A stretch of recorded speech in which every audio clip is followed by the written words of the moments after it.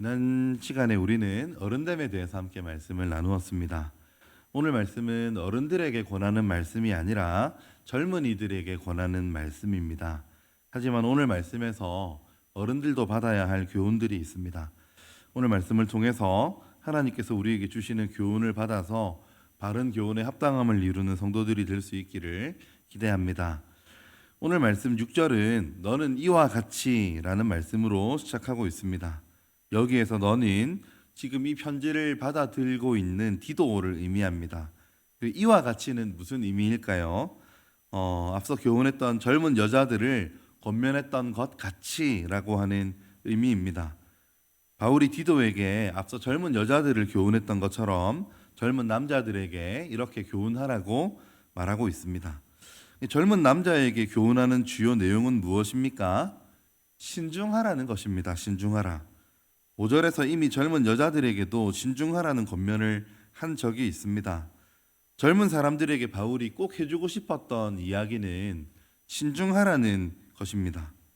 여러분, 이 신중하라는 단어는 헬라어로 분별력이 있다, 신중하다, 정신을 차리다 이런 의미들을 가지고 있습니다. 바울은 왜 젊은 남자들에게 또 젊은 여자들에게 신중하라고 이야기를 할까요? 쉽게 말하면 일반적으로 젊은이들이 신중하지 않기 때문입니다.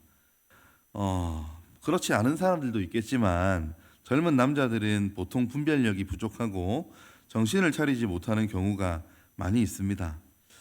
다른 사람의 예를 들기보다 제가 겪었던 일들을 좀 돌아보면 저 스스로에게도 이런 점들을 참 많이 보았습니다. 저 같은 경우에는 부모님 두 분이 다 대학을 나오지 못하셨거든요. 그래서 제가 갓 대학에 가면서 부모님이 하시는 그런 조언들을 잘 듣지 않았던 것 같습니다. 그때는 제가 다 아는 것 같았습니다. 그래서 대학 생활을 해 보시지 않았던 부모님이 해주시는 조언들을 잘 모르셔서 이런 이야기 하시지라고 생각했던 적이 있습니다. 시간이 지나서 돌이켜 보면 부모님 말씀이 다 맞았지요. 특히 저는 남자이다 보니까 아버지에 대한 감정이 참 특별합니다. 제가 어린 시절에는 아버지는 넘을 수 없는 큰 산이고 저와 가장 친한 친구셨습니다. 제가 청소년기가 되면서 아버지께 대한 생각이 좀 달라졌는데요. 가정 형편이 그때 너무 어려웠기 때문에 그때 아버지는 가정의 모든 경제적 어려움의 문제를 시작하신 분이고 그것을 해결하실 수 없는 무능한 아버지처럼 보였습니다. 특히 가정이 IMF를 정면으로 맞으면서 굉장히 힘들어하셨던 아버지의 모습이 지금도 저한테 생생하게 남아 있습니다. 대학에 진학하고 결혼을 하기 전까지 저에게 아버지는 약간 시대에 좀 뒤떨어지는 생각을 하는 분처럼 느껴졌습니다. 아버지께서 저에게 해주시는 조언들은 아버지 말씀이니까 제가 특별히 반대하거나 앞에서 거절하지는 않았지만 제 속에서는 요즘 세상이 그런 게 아닌데 내가 조금 더 많이 아는 것 같은데 이런 생각들을 한 적이 여러 번이었습니다. 결혼을 하고 나니까요. 아버지에 대한 생각이 참 많이 달라지더라고요. 아버지께서 저와 보내셨던 시간들이 어떤 의미인지, 얼마나 나를 사랑하셨는지, 그리고 아버지께서 저한테 해주셨던 이 조언들이 얼마나 보석 같은 것들이었고 얼마나 다 맞는 말이었는지를 깨닫게 됩니다. 어떤 특정한 상황이 생겼을 때는 소름이 돋을 정도로 어떨 때는 아버지께서 해주신 말씀들이 얼마나 지혜로운 이야기들이었는지를 알게 되고 깨닫게 됩니다. 물론 제가 어려서 잘 몰라서 아버지를 오해한 것도 많았을 겁니다. 제가 철부지 불효자였기 때문에 하지 말아야 할 생각을 한 경우도 많았을 겁니다. 저만 그런 게 아니었겠다 싶은 것이 오늘 말씀을 보니까 젊은 이들에게 신중함을 요구하고 있기 때문입니다. 저도 아직 나이를 많이 먹은 건 아니라고 생각을 하고요. 저희 아이들도 아직 굉장히 어린 아이들인데요. 조금씩 나이를 먹어가면서 더 어릴 때는 보이지 않던 것들이 조금씩 알아지고 깨달아지는 것들이 많아지고 있습니다. 이래서 어른이 되지 않으면 알 수 없는 것, 어른이 되어서만 알 수 있는 지혜라고 하는 것이 있는 것 같습니다. 그 나이가 되어 보아야만 보이는 것이 분명히 있는 것 같습니다. 그래서 레위기 19장 32절은 너는 샘머리 앞에서 일어나고 노인의 얼굴을 공경하며 내 하나님을 경외하라. 나는 여호와이니라. 이렇게 말씀하시고 잠언 1장 8절에서 9절은 내 아들아 내 아비의 훈계를 들으며 내 어미의 법을 떠나지 말라. 이는 내 머리에 아름다운 관이요 내 목에 금사슬이니라. 이렇게 말씀하셨습니다.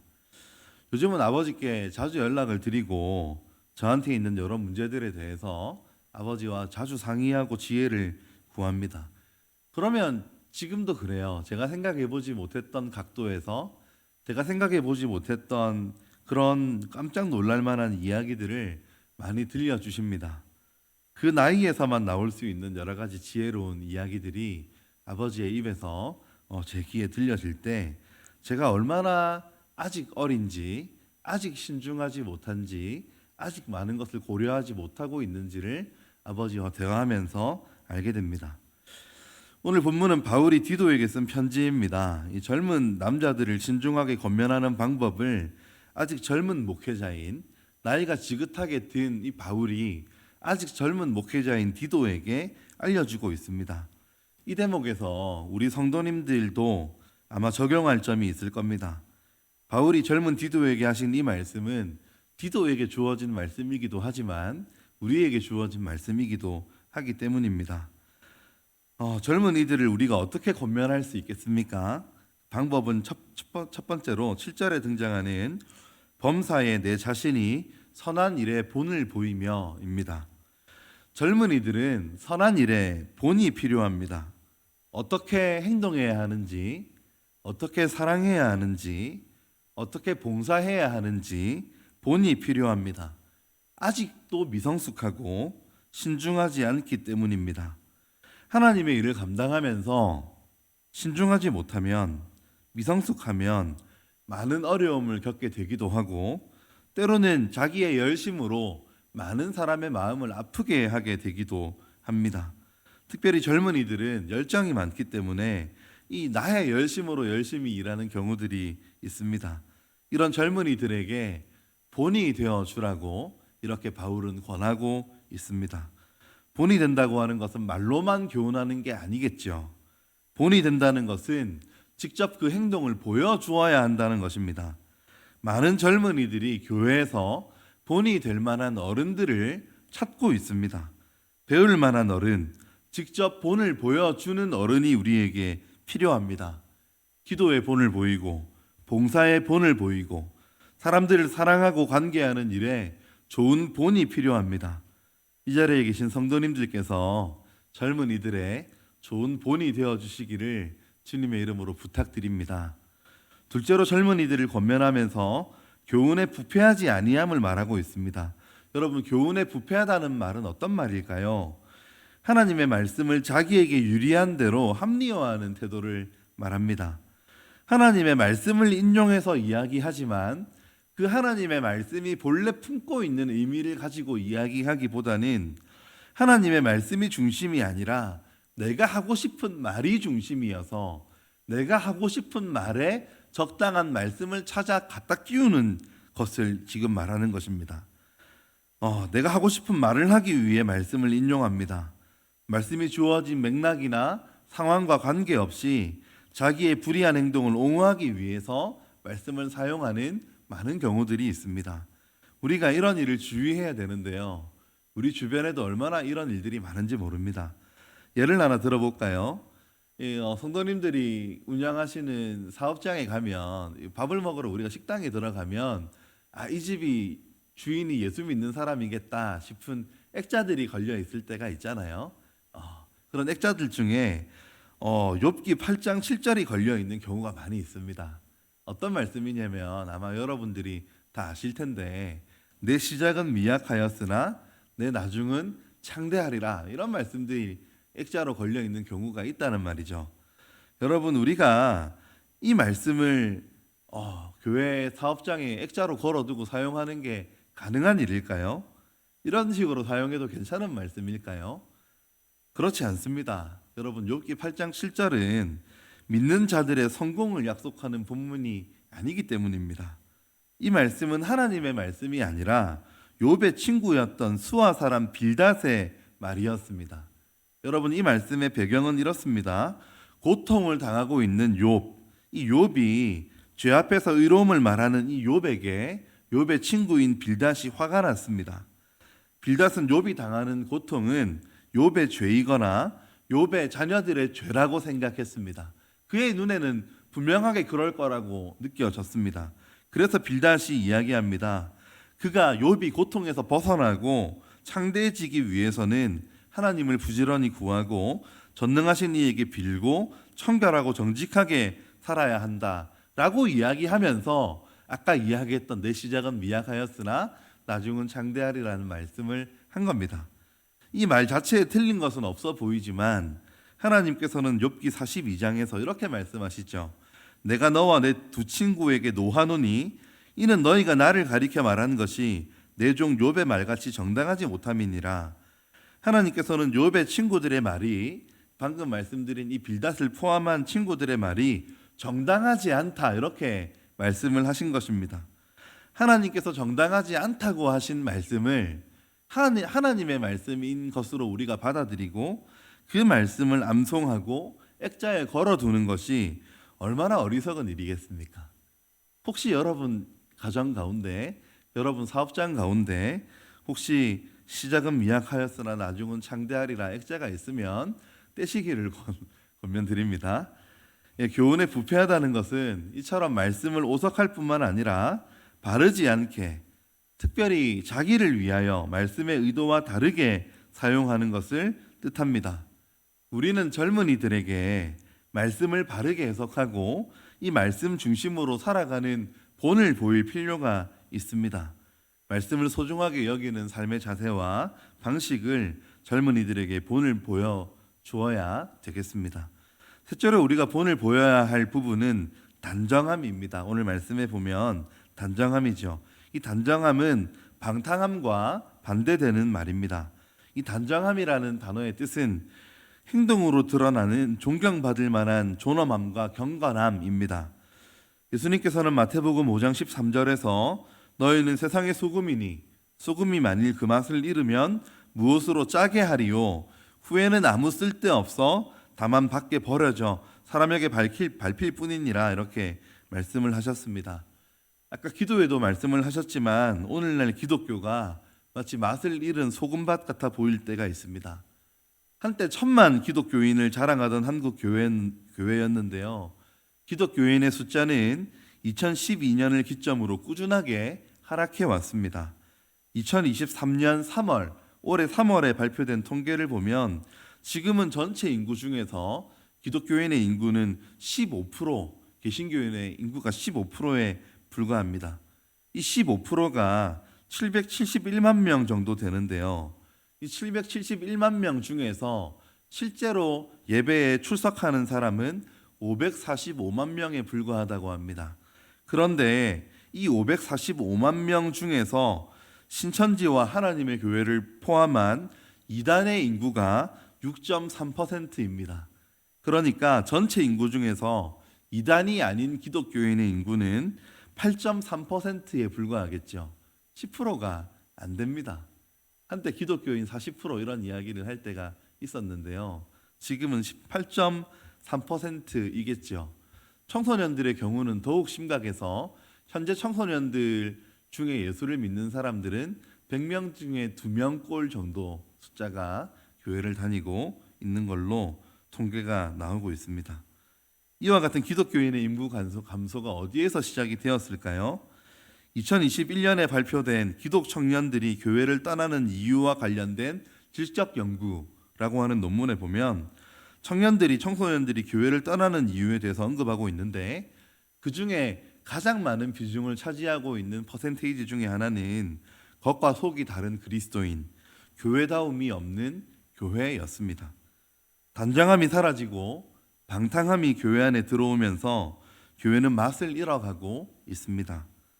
저는 지금 청소년 사역을 담당하고 있는데요. 제가 만났던 아이들 중에는 이런 말을 한 친구가 있었습니다. 주일에 교회에 온 아빠와 살고 싶어요. 무슨 말입니까? 아빠의 모습이 교회에 있을 때의 모습과 집에 있을 때의 모습이 너무 다르다고 하는 것이죠. 나와 있을 때는 모습이 교회에 있는 아빠랑 너무 다릅니다. 교회에 있는 아빠는 인자하고 매너 있고 웃어주는 그런 아빠인데, 집에서는 짜증내고 화내는 이런 아빠의 이중적인 모습을 보면서 교회 나와 있는 아빠랑 살고 싶다는 거예요. 교회에서의 모습도 우리가 중요하겠지만 우리가 일상에서 소금의 본연의 역할, 짠맛 이 역할을 감당해야 될 것입니다. 우리는 세상의 소금입니다. 여러분들의 일상에서 주님이 드러나는 빛의 자녀의 모습을 회복하는 본을 보여주시기를 여러분 부탁드립니다. 넷째로 본을 보여야 할 부분은 8절 말씀에 책망할 것이 없는 바른 말을 하게 하는 것입니다. 여러분, 책망할 것이 없는 바른 말이라고 하는 것이 무슨 뜻일까요? 오늘 본문 1절에 보면 바른 교훈에 합당한 것을 말하라고 말씀하고 있는데요. 여기 이 바른 말이라고 하는 것은 여러분 윤리적으로 도덕적으로 바른 말을 말하는 게 아닙니다. 여기서의 바른 말이라고 하는 것은 하나님의 말씀에 입각한 말을 의미하는 것입니다. 디모데전서 6장 3절은 이렇게 말씀합니다. 바른 말, 곧 우리 주 예수 그리스도에 관한 그리스도의 말씀과 경건에 관한 교훈이라고 말씀합니다. 예수님의 말씀과 경건에 관한 교훈이 바른 말입니다. 어른들이 본을 보여야 될 부분 중에 하나가 바로 말입니다. 여러분, 교회가 얼마나 말이 많은 곳입니까? 교회가 얼마나 소문이 빠른 곳입니까? 우리 어른들은 젊은이들에게 말의 본, 입술의 본을 보여야 할 것입니다. 사랑하는 성도 여러분, 교회에 와서 어떤 말을 많이 하십니까? 예수께서 베풀어 주신 은혜의 말, 사랑의 말, 예수님이 알려주신 경건에 관한 교훈에 대한 말을 많이 하십니까? 아니면 믿음이 없는 말, 불신의 말, 관계를 깨뜨리는 말, 험담, 이런저런 소문들을 많이 이야기하고 계십니까? 여러분, 우리의 자녀들이 다 듣고 있습니다. 젊은이들이 여러분들이 하는 말을 보고 본을 받고 있습니다. 가정에서도 교회에서도 우리의 자녀들과 젊은이들에게 입술의 본을 보이는 우리가 될 수 있기를 주님의 이름으로 부탁드립니다. 우리가 바른 말, 예수님에 대한 바른 교훈과 은혜와 경건에 관련된 말을 하게 되면 우리의 대적들이 부끄러워하게 된다고 오늘 본문은 이야기합니다. 여러분, 이 부끄럽다는 단어는요, 존중하다라는 의미도 포함하고 있는 단어입니다. 우리가 바른 말을 하게 될 때, 하나님의 교훈에 입각한 말과 그 말에 따르는 행동을 하게 될 때 세상 사람들이 우리를 존중해 줄 것이라고 말씀이 교훈하고 있는 것입니다. 사랑하는 성도 여러분, 말씀을 맺겠습니다. 오늘 말씀은 젊은이들에게 교훈하는 내용이었습니다. 젊은이들은 보통 성급합니다. 그래서 선한 일에 본이 필요합니다. 바울은 디도가 그런 본을 보이는 사람이 되기를 바라서 오늘 편지를 적었습니다. 그리고 이 편지는 하나님께서 여러분들에게 보내는 편지로서 오늘 우리에게 읽혀졌습니다. 사랑하는 성도 여러분, 젊은 세대가 성급함의 길을 잃지 않도록 여러분 본을 보여주십시오. 선한 일에 본을 보이고 말씀을 내 마음대로 사용하는 부패함이 없어서 말씀 그대로 사용하고 소금처럼 빛의 자녀처럼 단정함을 보이고 우리의 입술을 지켜서 하나님의 말씀과 은혜가 우리 입술에 머물기를 기대합니다. 그래서 예수를 믿지 않는 사람들이 우리의 말과 행실을 보고 우리를 존중하고 우리를 존경하게 되어 악한 말들이 사라지고 그들도 우리와 같이 예수 믿는 일이 우리에게 있게 되기를 원합니다. 젊은 세대에 진정한 본이 되어주시고 본받을 만한 어른이 되어주십시오. 이 시간 말씀을 생각하면서 주님 교회, 우리 교회 위에 젊은이들은 성급함을 버리고 신중하게 하시고 우리는 그들에게 본이 되도록 인도해 주시옵소서. 함께 기도하겠습니다.